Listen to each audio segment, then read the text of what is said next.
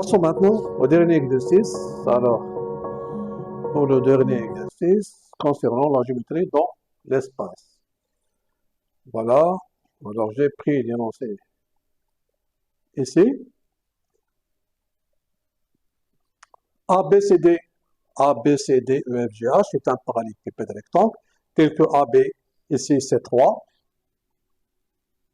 AE c'est 1 et AD c'est 4.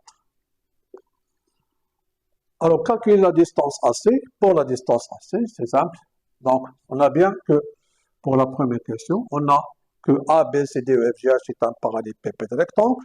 Ça veut dire quoi? Ça veut dire qu'on déduit que ABCD est un rectangle. Donc, ABC, le triangle ABC est rectangle en B. Donc, on aura d'après, on va noter d'après le théorème direct de Pythagore, bon, AC carré, c'est AB carré, plus BC carré. Donc, c'est 3 au carré plus 4 au carré. 9 plus 16, c'est 25. Ça, c'est AC carré. Donc, AC, c'est la racine de 25 qui est égale à 5. Et l'unité, c'est le mètre. Maintenant, calculer le volume V1, tout simplement. Puisque c'est un parallélépipède rectangle, alors on va multiplier, c'est la surface de la base qui est AB fois AD, fois la hauteur, c'est AE, tout simplement, c'est 3 fois 4 fois 1, qui est égal à 12 mètres cubes. Voilà. Pour la troisième question maintenant, la troisième question, calculer le volume V2, ici, de la pyramide B, E, F, G ici, voilà. Bon, la base, voilà, la base qui sera le triangle EFG, qui est rectangle en F. Alors, le volume, c'est la question 3. V2, c'est 1 tiers fois la surface du triangle EFG, fois la hauteur, qui est BF. Et BF, n'oubliez pas, c'est BF, c'est AE, qui est égal à 1. Alors, qu'est-ce que j'aurai? 1 tiers. Ça, c'est un triangle. Alors, vous avez ici que le triangle, n'oubliez pas ici que le triangle EFG est rectangle en F.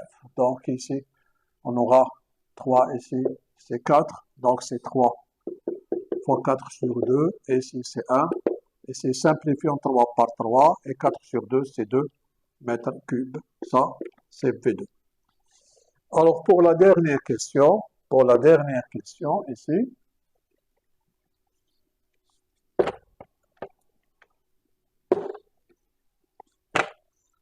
ce parallélépipède rectangle représente une citerne vide. On veut la remplir complètement d'eau en utilisant un baril ayant la forme d'un cylindre. Ici, nous avons ici un cylindre. Voilà. Alors, la hauteur ici, c'est 1 mètre. Et ici, on nous a donné ici la surface de la base, qui est 0,1 mètre carré.